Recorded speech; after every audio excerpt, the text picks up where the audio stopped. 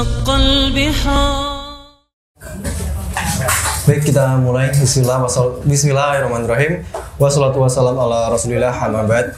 Alhamdulillah, malam hari ini kita bisa berkumpul dan alhamdulillah juga terlaksana untuk acara perdana ya. Tentunya untuk acara Muslim Camp Family ini yang insya Allah bakal diselenggarakan setiap berapa bulan ya. Pokoknya ada agenda untuk sesi berikutnya. Dan juga terima kasih buat Mas Tuko dan tim yang sudah memberikan fasilitas dan lain sebagainya. Tentunya juga buat ayah bunda, bapak ibu, abi umi dan yang sudah hadir di sini. Alhamdulillah kita bisa kumpul, kita bisa belajar, kita bisa diskusi nanti tentunya di malam hari ini.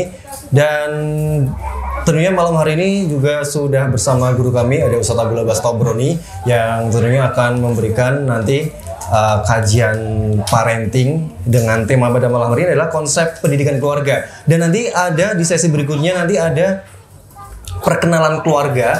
Jadi perkenalan keluarga ini per masing-masing keluarga nanti bisa mengenalkan diri per keluarga. Terus yang untuk yang sesi terakhir nanti ada semacam diskusi saat ya. Diskusi atau lebih ke contoh aplikasi misi keluarga ya. Jadi nanti kita beri jeda waktu sekitar 10 menit untuk bisa mendiskusikan dari masing-masing keluarga ini mau dibawa kemana sih untuk misi keluarga Anda ini. Nah langsung aja kita tema pada malam hari ini adalah konsep pendidikan keluarga. Assalamualaikum warahmatullahi wabarakatuh. Waalaikumsalam. Bismillahirrahmanirrahim. Alhamdulillah wassalatu wassalamu ala Rasulillah wa ala alihi wa sahbihi wa man tabi'ahum bi ihsanin ila yaumil qiyamah. Amma ba'du. Ayah bunda, alhamdulillah kita bersyukur kepada Allah Ta'ala di malam hari ini kita bisa kumpul. Kita sharing bersama tentang pendidikan anak-anak kita.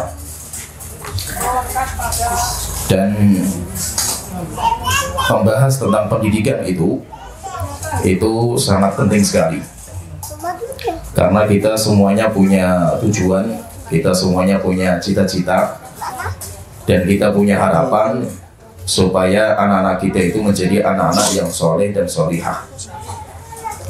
Dan itu sebuah cita-cita yang besar dan membutuhkan kerjasama. Nah itu sebagian saya mengatakan untuk menjadikan satu anak menjadi anak soleh itu butuh satu kampung. Jadi tidak mudah, pendidikan itu tidak mudah karena ini pendidikan itu kita membangun peradaban yang sangat lama. Dan hasilnya itu nggak bisa dilihat setahun, 2 tahun, 5 tahun, 10 tahun. Mungkin hasil pendidikan itu nanti baru nampak setelah 15 tahun, 20 tahun. Sehingga kita di sini kita akan membangun sebuah misi pendidikan. Harapannya, jadi pahami di sini kita pembahasan kita ini, kalau kita itu gagal, kita masih punya harapan. Harapannya siapa? Anak kita. Dan itu metodenya Rasulullah SAW. Rasulullah ketika dakwah ke Taif, dakwah beliau nggak diterima. Beliau bahkan ditolak mentah-mentah sampai dilempari batu. Tapi Rasulullah SAW itu beliau punya harapan besar. Ketika ditawari malaikat penjaga gunung untuk dihancurkan, Rasulullah mengatakan jangan. Bal arju ayyukhrijullah min aslabihim man ya'budullaha wahdah. Tapi saya berharap mudah-mudahan Allah Ta'ala mengeluarkan dari generasi mereka orang-orang yang akan beribadah kepada Allah Ta'ala. Rasulullah mimpinya bukan sekarang. Mereka nggak beriman nggak apa-apa lah itu. Tapi Rasulullah itu harapannya anak keturunan mereka. Padahal kalau anak keturunan itu lama sekali, sampai kapan gitu. Itulah namanya pendidikan. Sebenarnya kalau kita itu mau mengajak ya, ayah bunda, kita itu kalau mau mengajak, sebenarnya kita itu termasuk produk gagal. Ini apa ya, saya mau kasar sekali nih. Kita itu termasuk produk gagal. Kenapa kita itu produk gagal? Sekarang gini, umur yang sudah kita miliki sekian, pertanyaan, hasil-hasil karya apa yang sudah kita buahkan? Ini kan berarti kan coba kita lihat, kita umur 30 tahun atau 40 tahun, sudah apa sih yang bisa kita hasilkan gitu? Kalau nggak ada hasil sama sekali untuk Islam, untuk kaum muslimin, atau untuk diri kita sendiri, berarti kita perlu gagal. Kalau kita gagal, jangan sampai anak kita itu gagal. Itu harapan kita seperti maka itu.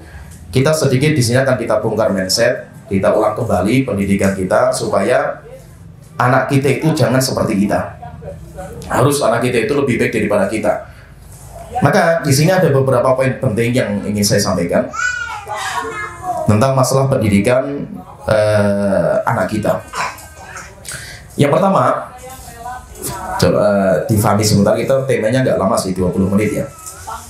Yang pertama, cikal bakal pendidikan itu ada di rumah. Itu cikal bakal. Sehingga tugas orang tua bagaimana menjadikan rumah sebagai miniatur pendidikan.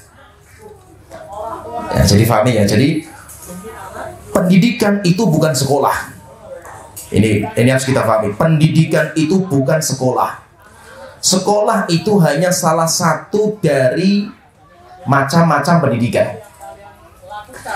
Tapi pendidikan yang pertama itu adalah pendidikan rumah. Sehingga tugas orang tua bagaimana bisa menjadikan rumah sebagai miniatur pendidikan. Ini tugasnya.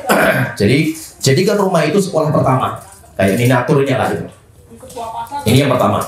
Kalau kita pahami bahwa inti pendidikan itu di rumah, bukan di sekolah. Sekolah itu tambahan, bukan di pondok pesantren. Ya, bukan di sekolah, bukan di pondok pesantren, tapi inti pendidikan itu di rumah. Maka orang tua harus menjadikan rumah sebagai miniatur pendidikan. Ini pahami dulu, ini konsep yang pertama, pahami. Jadi kalau dilihat ya, jadi rumah itu cikal bakal pendidikan.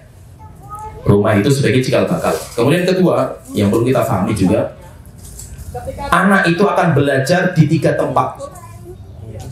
Anak itu akan belajar di 3 tempat. Maka 3 tempat ini harus kita jadikan sebagai pendidikan mereka. Jadi anak itu akan belajar di 3 tempat. Yang pertama, anak itu akan belajar di rumah. Anak itu akan belajar di rumah. Setiap anak di rumah, anak itu sedang belajar.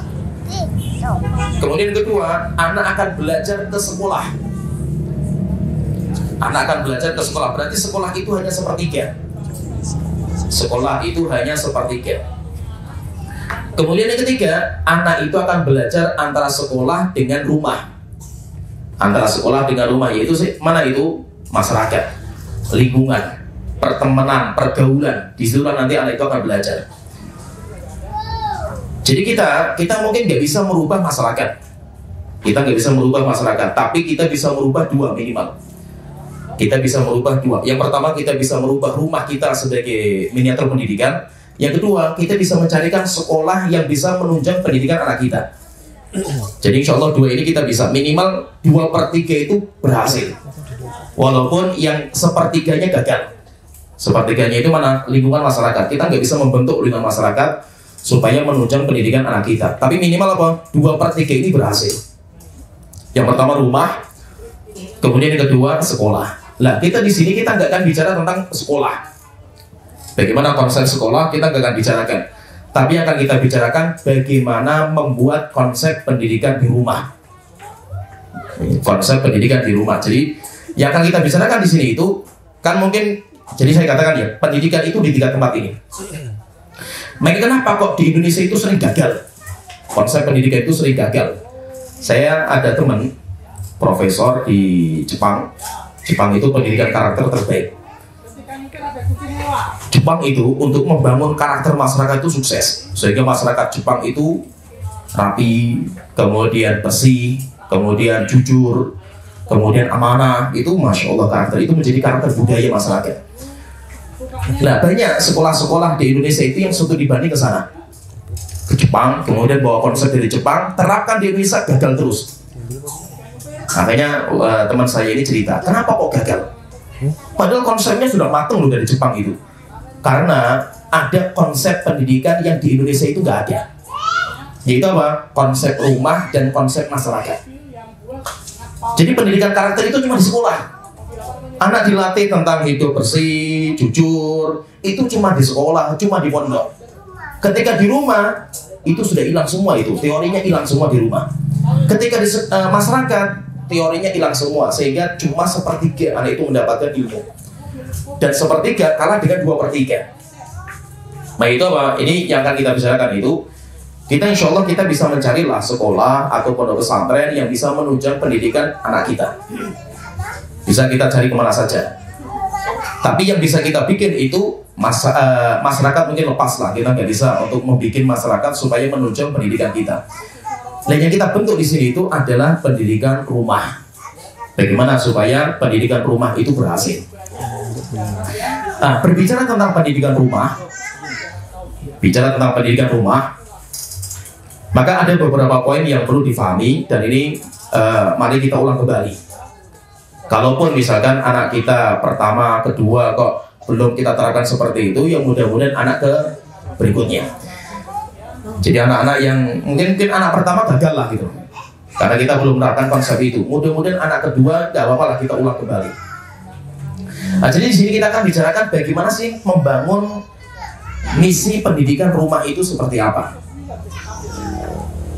Ini cerita ya, masih itu sebagai cerita saja. Saya dulu itu keliling memang mencari konsep pendidikan.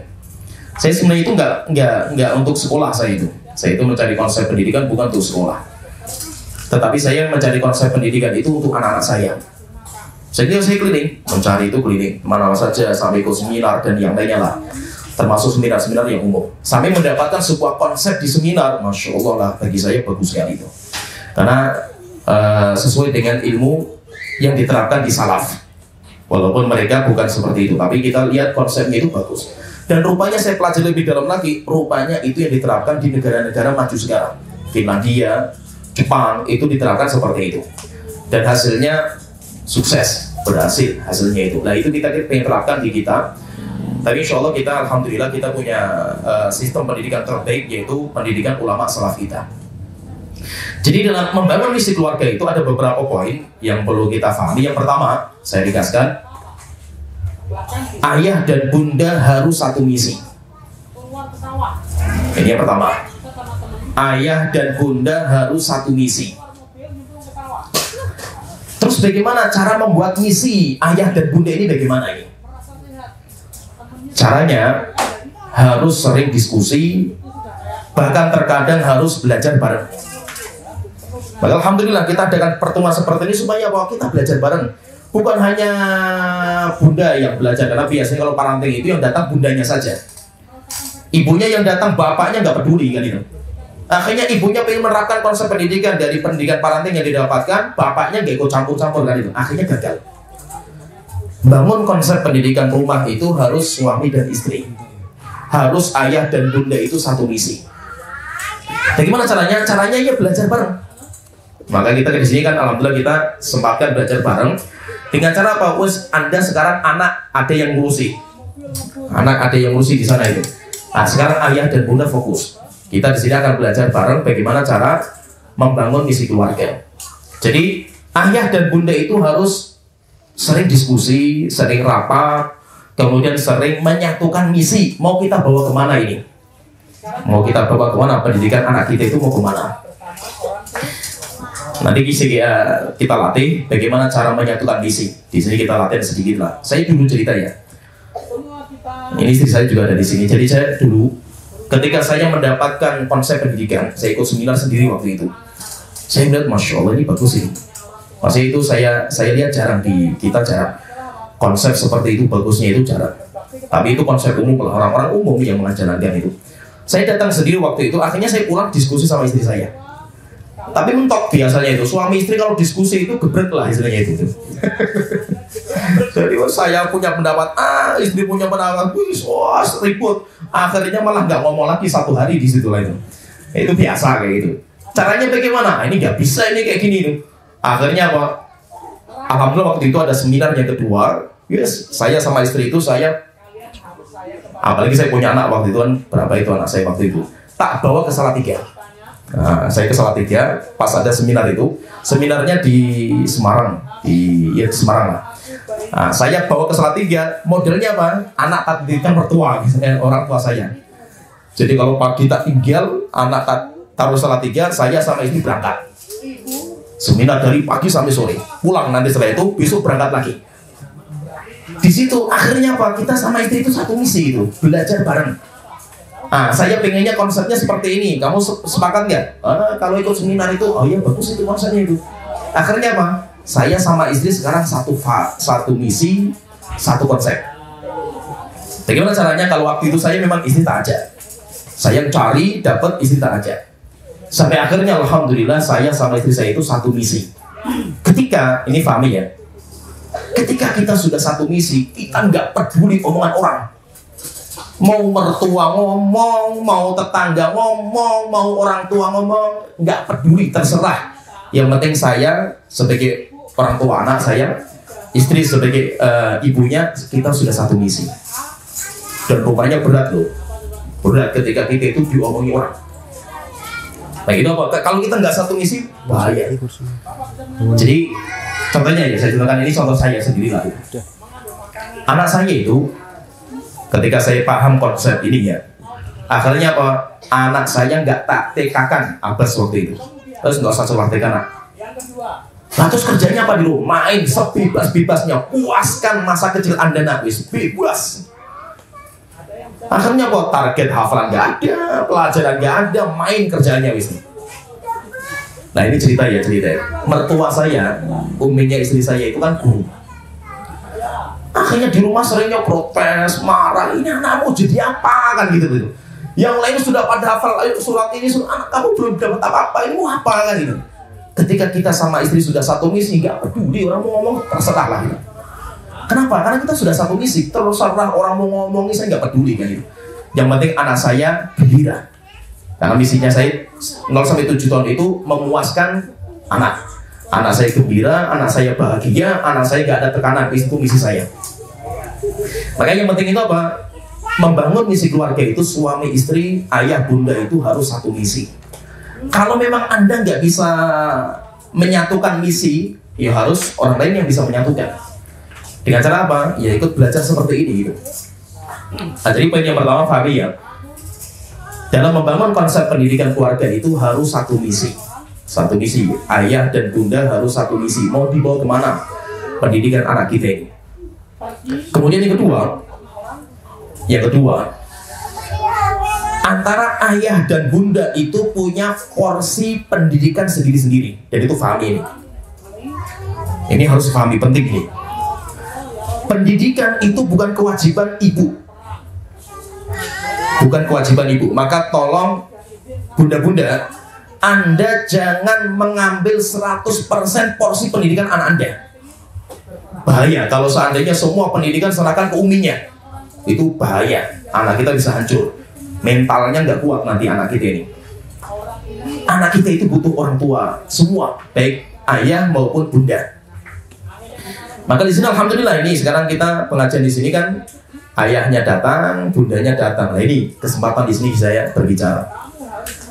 Jadi dalam pendidikan rumah, ayah dan bunda semuanya harus ikut andil dalam pendidikan anak. Semuanya harus ikut mendidik. Jangan semuanya diambil sama uminya. Akhirnya kalau terkadang ayahnya itu gimana? Wes terserah uminya saja lah itu. Biasanya karakter bapak itu seperti itu, nggak peduli, cuek mbah boh lah itu. Yang penting kerjaan saya jalan, saya ngasih nafkah, ngasih duit, kamu minta apa tak kasih wes. Masalah anak wes tanggung jawab uminya itu keliru. Maka ayah dan bunda harus semuanya ikut terjun dalam pendidikan. Lah terus bagaimana bagiannya itu kayak apa ini? Ayahnya bagian apa? Bundanya itu bagiannya apa? Ayah itu sebagai kepala sekolah, sedangkan bunda seperti guru sekolah. Sehingga maksudnya itu apa? Pendidikan itu kan seperti ucapan syair al-ummu madrasatun. Ibu itu adalah sekolah. Sekolah ibu itu. In a'dadtaha a'dadta sya'ban tibal a'raqi. Kalau kamu siapkan guru yang handal, sekolah yang handal, nanti akan lulus sekolah-sekolah itu, lulusan itu juga handal-handal. Maksudnya itu apa? Ibu itu sekolah, ibu itu guru sekolah. Ibu itu guru sekolah, sedangkan ayah itu sebagai kepala sekolahnya. Maksudnya apa? Coba Pak, pahami ya. Kepala sekolah itu tugasnya apa? Yang pertama bikin kurikulum. Yang bikin kurikulum itu ayah. Kurikulum besar. Mau kita bawa kemana nih sekolah ini? Anak kita mau diapakan itu ayah. Nanti yang menjalankan kalau sudah sepakat, uminya yang menjalankan. Mi jalankan seperti ini. Uminya gurunya yang menerapkan kurikulum di rumah. Yang kedua, tugasnya kepala sekolah itu apa? Yang dipentingkan bagi kepala sekolah itu kualitas waktu bersama murid, bersama anak. Jadi yang dipenting itu apa? Jadi semuanya itu harus hadir. Ayah dan bunda itu harus hadir dalam mendidik. Tapi kehadiran waktunya, kalau ayah itu yang dibutuhkan kualitas waktu, sedangkan uminya yang dibutuhkan kuantitas waktu. Bisa dipahami ya, terbayang ya? Maksudnya apa? Maksudnya gini, ayah itu perlu hadir dalam pendidikan anak, tapi yang dibutuhkan itu kualitas waktu. Nggak banyak, paling ayah itu ketemu anak itu nggak banyak. Ini 1 jam, 2 jam, tapi setiap datang pendidikan masuk. Setiap datang pendidikan masuk. Itu namanya kepala sekolah. Sedangkan ibu yang dibutuhkan itu adalah durasi waktu yang lama. Yang membersamai anak seperti 24 jam itu ya ibunya gitu. Itu uminya. Maka uminya itu walaupun dia membersamai anak, dia itu kayak guru saja. Bukan dia yang punya misi, bukan dia punya kurikulum, bukan dia yang dievaluasi. Yang mengevaluasi itu ayah. Ya, jadi bisa dipahami ya teman-teman ya. Ayah bunda ya, paham ya. Jadi ayah itu harus punya misi. Ayah mau dibawa kemana ini sekolahnya ini? Itu ayahnya. Ayahnya yang bikin kurikulum. Mau kita bikin apa di sekolah kita ini, anak kita ini. Nanti yang menjalankan uminya. Ayahnya tidak mungkin membersamai anak 24 jam. Ayah mau kerja, ayah mau menjalin hubungan kayak kepala sekolah lah itu. Tapi yang harus membersamai murid itu adalah guru sekolah. Gurunya itu siapa? Uminya. Nah, jadi seperti itu. Jadi guru sekolah itu adalah ayah, sedangkan guru sekolah itu adalah umi, sedangkan kepala sekolah itu adalah ayahnya. Maka ayah itu harus punya misi. Kemudian ketiga, dalam membangun sebuah keluarga ini, membangun misi pendidikan keluarga ini, jadi kita harus paham, ayah bunda harus paham. Rupanya anak kita itu, mereka itu manusia paling spesial. Anak kita itu unik. Setiap anak kita punya kelebihan masing-masing, punya karakter masing-masing, punya cara penanganan yang masing-masing berbeda. Sehingga jangan sampai pendidikan kita kepada anak pertama modelnya seperti ini, anak kedua modelnya ya sama, anak ketiga ya modelnya sama. Outputnya juga pengen sama, semuanya pengen jadi ustadz semuanya lah, pokoknya penghafal Quran semuanya itu. Akhirnya apa? Anak ini menjadi masalah, kenapa? Anak otaknya beda-beda. Kalau istilahnya itu limited edition kan, jadi itu sudah barang paling unik lah gitu, tidak bisa disamakan.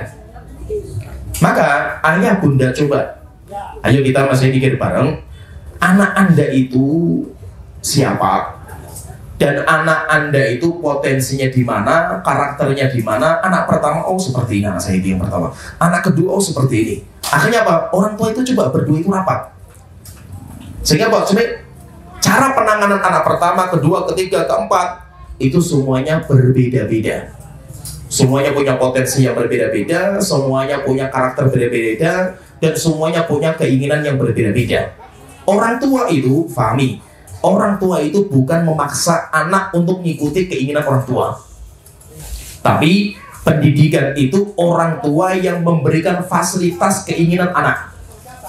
Ini fahami ucapan saya, istilah saya. Pendidikan itu bukan memaksa anak untuk mengikuti keinginan orang tua, obsesinya orang tua. Tapi pendidikan itu bagaimana orang tua memfasilitasi anak untuk mengembangkan potensinya. Selama itu potensi yang halal, yang baik, kata Imam Al-Qayyim, dikuatkan, difasilitasi. Siapa yang memberikan fasilitas itu? Orang tua, ayah. Sehingga semuanya kita itu coba kita jernihkan dalam pendidikan. pendidikan itu bukan obsesi. Bukan obsesi orang tua. Pendidikan itu bagaimana anak kita menjadi anak yang hebat versi Allah Ta'ala. Allah sudah menyiapkan anak kita itu menjadi anak yang hebat-hebat. Orang tua itu hanya memfasilitasi. Kita nggak bisa maksa, nak kamu harus ngikuti keinginan saya. Kamu pengen kamu itu pengen jadi saya pengen kamu itu jadi dokter. Nggak bisa. Anak kita punya potensi yang berbeda. Terus bagaimana caranya? Coba sekarang ayah bunda, nanti coba dilihat anak pertama itu, kalau saya lihat ya anak saya itu potensinya di mana ya? Oh, anak saya itu karakternya seperti ini. Anak kedua condongnya ke sini, anak ketiga condongnya ke sini. Kalau anak pertama itu kayak gini, pertanyaan lagi, pendidikan yang terbaik untuk anak saya itu apa? Nanti outputnya mau jadi apa anak saya itu sudah kita siapkan sekarang. Dan itu memang harus kita bersihkan hati kita sebagai orang tua dari obsesi. Anak kita bukan jualan kita. Karena kebanyakan pendidikan itu anak dijadikan barang jualan untuk kebanggaan orang tua. Seakan-akan kalau anak saya itu juara 1, ini loh anak saya. Sehingga nanti bisa saya ceritakan ke orang, oh anak saya gitu.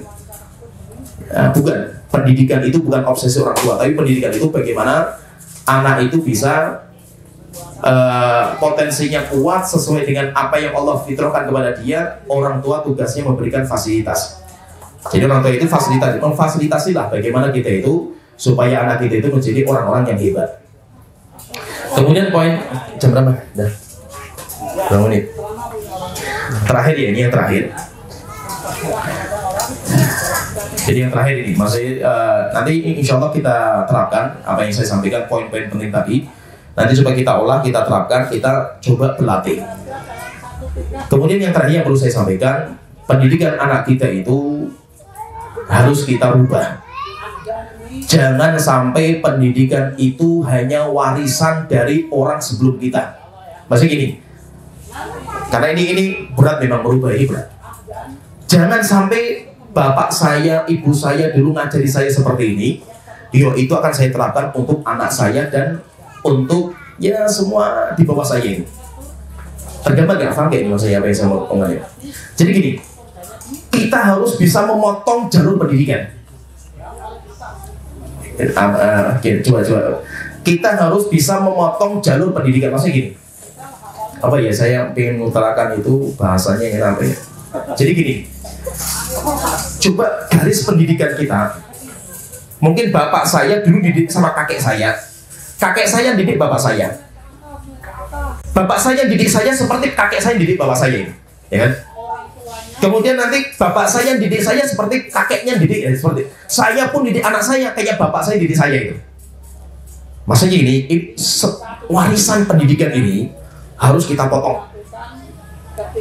Warisan pendidikan itu harus kita potong. Kenapa? Karena kita itu kalau sudah melihat diri kita ya, sebenarnya kita itu produk gagal. Gagalnya mana? Karena kalau pendidikan yang terbaik, balik itu anak harus menjadi orang yang sudah hebat. Anak itu balik itu sudah kita panen. Kita kan ya, kita termasuk produk gagal kita ini kan sebenarnya. Kita balik mau kemana bingung kita ini kan. Berarti kan kita produk gagal. Jangan sampai ini terulang ke anak kita. Makanya apa? Tidak ada namanya dosa turunan akhirnya. Maksudnya harus kita potong. Dengan cara apa? Pertama, bagaimana cara motongnya itu? Pertama, kita itu harus istilahnya gini, kita itu harus memaafkan atau harus lapang dada atau harus mengakui kesalahan orang tua kita. Orang tua saya itu salah sebenarnya diri saya itu, sehingga saya seperti inilah itu. Terus bagaimana caranya itu? Ya sudah, kalau memang orang tua saya salah, saya maafkan orang tua saya dan saya tidak akan dendam ke orang tua saya. Kemudian yang kedua, dan saya juga tidak akan menerapkan sistem ini kepada anak saya. Bisa dipahami ya? Ini kasus banyak loh, banyak kasus seperti ini. Jadi cerita saya cerita ya, termasuk istri saya tak ceritakan lah. Istri saya kesini berarti nggak riba kan istri saya ya. Jadi istri saya ini ya pendidikannya keras, pendidikan ya bagaimanapun uminya istri saya itu kan orang Arab, pendidikannya keras, guala. Dan kenapa kok keras? karena kakeknya didik uminya keras juga itu. Galaknya luar biasa gitu. Akhirnya jadi turunan gitu, ya kan? Dulu ketika kakeknya ngajari bapak atau ibu kita itu dengan campur, pukuli, dimarahi, akhirnya itu akan membekas kan itu. Akhirnya dia pan sama anaknya juga sama. Wah, tak kemeleni lah anak saya kan itu. Kenapa? Karena warisan gitu. Ya tergambar ya, paham ya. Terus bagaimana kalau seperti ini? Ya harus dipotong.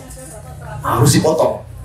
Kalau Anda, pertanyaan di sini, pertanyaan ini saya tanyakan itu, Anda itu cinta sama orang tua dalam hati Anda atau tidak? Itu pertanyaan di sini. Jujur, saya jujur gitu. Kita itu sama orang tua kita itu sebenarnya dalam hati saya itu cinta nggak? Dengan konsep pendidikan yang dulu diterapkan sama bapak saya, ibu saya kepada saya itu. Antum jujur gitu misalkan. Ya sebenarnya saya itu nggak suka, saya benci sama bapak saya. Bapak saya galak gitu. Saya sering ditempeli, saya nggak suka gitu. Nah, kalau Anda nggak suka, bos itu biarkan itu kesalahan orang tua. Jadi ini kesalahan orang tua. Terus bagaimana caranya? Pertama, maafkan orang tua. Orang tua saya mungkin keliru karena nggak tahu konsep pendidikan, sehingga saya sebenarnya benci saya itu sama orang tua. Maafkan. Kemudian kedua, saya akan potong sampai di sini. Sehingga bahwa saya tidak akan terapkan konsep ini kepada anak saya, sehingga jangan sampai nanti anak saya itu benci juga sama saya. Bisa difahami ya? Tergambar ya? Maksudnya apa yang saya omongkan ini ya? Saya itu kalau sama bapak, saya itu bangga sekali. Sampai sekarang, masya Allah, saya sama bapak itu bangga. Kenapa saya bangga itu? Bapak saya itu nggak pernah memaksakan kehendaknya kepada anak. Itu yang saya banggakan. Sehingga bahwa dijual di sana itu, bapak itu cuma mendukung selama itu baik. Akhirnya sampai sekarang itu saya kalau sama bapak saya itu cinta sekali saya itu. Akhirnya apa? Ketika saya senang dengan bapak saya dengan konsep itu, akan saya terapkan untuk anak saya. Sehingga apa? Saya itu pengen anak saya itu cintanya kepada saya itu sebagai orang tua itu dari dalam hatinya. Bukan karena ya kita sebagai anak harus bakti, dipaksa untuk bakti ya sebakti sajalah itu. Tapi cinta nggak ada itu sama orang tua. Sebenarnya itu Anda cinta nggak itu? Itu jadi masalah. Kalau Anda itu cinta karena pendidikan orang tua itu sukses sebenarnya di dalam hati Anda itu sukses, itu terapkan untuk anak Anda. Tapi yang menjadi masalah itu kalau Anda itu sebenarnya itu dalam hati itu nggak suka gitu. Contohnya misalkan saya tahu kan ini terus terang saja ya. Saya kalau sama Umi, ibu saya nggak, masa itu mencintai dalam hati itu saya nggak bisa gitu. Walaupun ya sebagai anak, saya harus bakti sama orang tua, sama ibu, apalagi sama ibu kan gitu. Iya. Tapi untuk mencintai ibu saya seperti saya mencintai bapak saya nggak bisa. Saya cintanya sama bapak, cintanya luar biasa. Kalau sama ibu biasa. Kenapa biasa itu? Karena sosok ibu. Lah ini nanti coba nanti Umi pahami ya. Sosok ibu itu, dia kalau sudah mencintai seseorang tidak bisa membagi cinta kepada yang lain. Ibu seringnya itu lebih cinta kepada anak pertama daripada yang berikutnya. Silakanlah Anda jujur atau tidak itu, karena istri saya juga seperti itu. Istri saya juga seperti itu. Jadi gini, ibu itu seorang wanita, itu karakternya wanita memang itu, dan Anda harus bisa merubah. Jadi gini, karakternya wanita itu kalau sudah cinta sama anak pertama itu kan kayak anak idola kan gitu. Apalagi ketika misalkan Anda sudah nikah lama nggak punya anak, tiba-tiba punya anak pertama, masya Allah cintanya itu. Ketika datang anak kedua, kecintaan ibu kepada anak pertama nggak bisa dibagi kepada anak kedua. Sehingga akhirnya apa? Sering tebang pilih, sering mengidolakan atau sering mengutamakan anak pertama daripada yang kedua. Nah, saya itu juga menjadi korban itu. Saya itu kan anak terakhir saya itu. Saya itu anak terakhir. Yang memang lah saya akui, saya itu nakal. Namanya ya anak terakhir lah, nakal dan yang lainnya lah itu. Setiap saya ribut sama kakak saya, mesti ibu saya itu memenangkan kakak saya. Sampai masya Allah saya itu ya, kalau saya dari hati saya kecil saya itu benci sekali sama ibu, itu benci sekali saya itu. Sampai ketika saya masih anak itu ya, sampai saya itu punya pikiran gini, apa saya itu bukan anaknya ibu saya sih gitu ya, sampai kayak gitu loh pikiran saya itu. Kenapa? Mesti kalau ada masalah kakak pertama yang dimenangkan. Setiap ada masalah kakak saya pertama dimenangkan itu. saya jengkel sekali memang saya itu. Cuma kan saya nggak mungkin meluapkan rasa jengkelnya, apalagi kita sudah kenal agama seperti ini. Kita berjuang lah untuk berbakti sama ibu, cuma memang dari dalam nggak bisa gitu. Itu nggak bisa. Dan akhirnya pernah juga istri saya seperti itu. Ini cerita itu juga ada. Sampai istri saya itu pernah nangis juga. Akhirnya diskusi sama saya waktu itu kan, anak nasihati. Ya saya tahu karakter wanita itu nggak bisa membagi cinta. Beda dengan laki-laki. Seorang wanita itu karakternya kalau sudah cinta sama satu anak, itu membagi cinta kepada anak yang lain itu susah sekali. Akhirnya terkadang apa? Ini cerita ya, masa itu di mana-mana terjadi. Kalau sama anak yang diidolakan, untuk memarahi, untuk nempeleng, untuk mukul itu berat sekali tangan itu. Tapi kalau anak kedua, ketiga yang dia nggak terlalu cinta, tempeleng sekali anak yang salahkan itu. Itu marah itu mudah gitu. Nah ini jangan sampai anak kita itu nanti seperti itu juga gitu.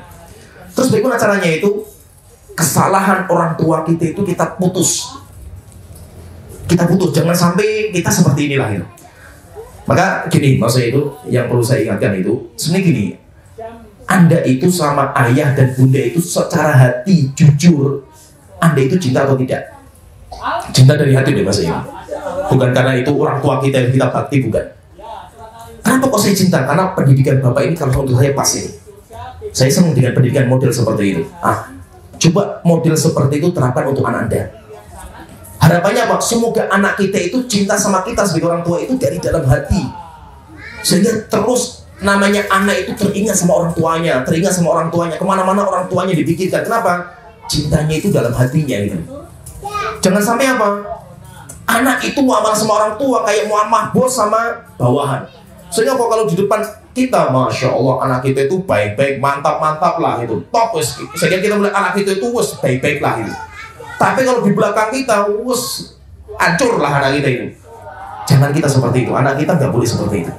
Bagaimana caranya? Ya harus kita rubah semua konsepnya. Maka itu kita harus siap sebagai orang tua itu untuk memutus warisan pendidikan. Dengan cara apa? Kita maafkan orang tua yang mungkin salah mendidik saya. Setelah itu apa? Kita harus berani berubah. Untuk mendidik anak kita, jangan sampai kita mendidik seperti orang tua kita didik kita.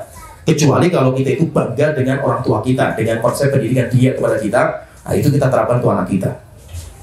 Ya ini mungkin sedikit konsep pendidikan yang ini harus kita bangun di keluarga. Jadi secara ringkas. Dan nanti setelah ini kita latihan, coba kita latihan bikin konsep. Kita bikin konsep. Nanti ayah bunda silakan nanti 5 menit, 10 menit ngobrol bareng. Kita mau dibawa kemana anak kita, pendidikan keluarga mau dibawa kemana, itu silakan diobrolkan. Kemudian nanti coba ayah dan bunda coba nanti sharing untuk anak-anaknya. Tahu nggak, anak saya itu gini deh, pertama, anak kedua seperti ini, anak ketiga seperti ini. Kemungkinan yang cocok bagi anak saya pertama itu nanti kedepannya seperti ini. Itu harus tergambar. Nah ini nanti kita latihan di sini. Wallahu ta'ala alam. Mungkin materi sampai sini. Wallahu a'lam.